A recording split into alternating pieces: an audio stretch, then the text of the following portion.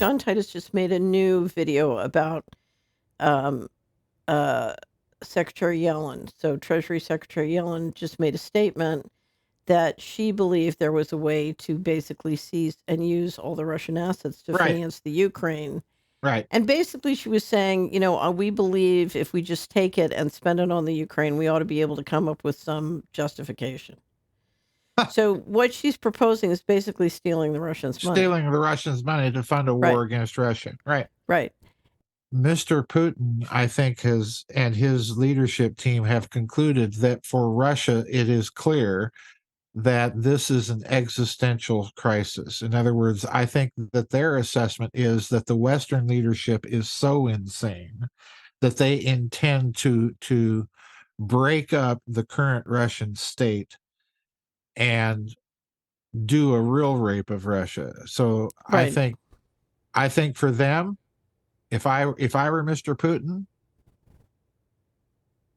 I would tell the FSB to track down all human intelligence cells or suspected cells inside of the Russian Federation, number one. Number two, I would send out the Spetsnaz teams and activate the sleeper cells that are, still there in Western Europe and the United States and Canada. And I'd say, go for it. Take them out. Take out Hunter Biden. Take out Joe Biden and anybody else supporting these insane policies of warfare against this country. I absolutely would. So here's the thing: if we have entered a period of asymmetrical warfare, and I think we entered it 20 years ago, but now it's accelerating. I agree with you. Yes. So if you look at the Baltimore Bridge, I give that a very high chance. I'm with you, a very high chance of being an act of war. Right. But if you look at how fragile the United States infrastructure is and how susceptible to this kind of warfare. And remember, I believe a lot of the American leadership wants to see the country break up, and this kind of warfare will help get them there. Right. Right. Right. So I think between the possibility of a continued rise in all-cause mortality and a continued rise of asymmetrical warfare, we are in for a phenomenally high friction period. I mean, we're not in for it. We're in it. We're in it. We're in it now, but it's going to get much hotter, I think. Right.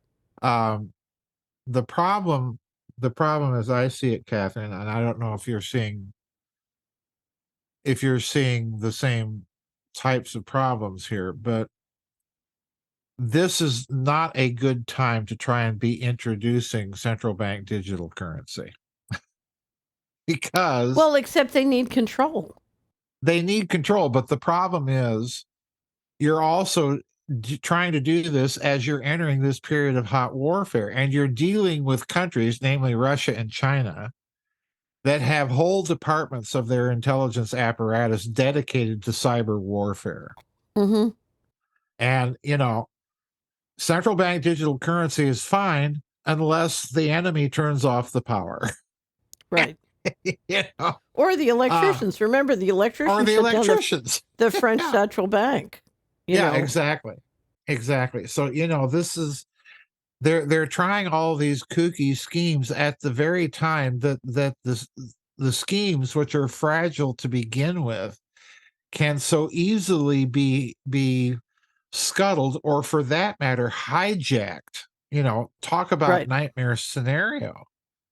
So, again, if I were Putin or Xi right now, and even more so if I were Xi, I'd be beefing up the counterintelligence and intelligence covert operations bureaus and sending in the sleeper teams, which, of course, I think they're doing at the border now anyway. So, I think it's the American leadership who's financing the terrorists coming across. They're the ones who need them. Well, the American, but look, again, let's get out of the one size fits all model. The border is being used by the American leadership to infiltrate terrorists into the country in a population replacement scheme and so on and so forth. Yes. Right. That's Right. faction one. China and Russia are probably infiltrating sleeper teams into the same border at the same time. That's faction two.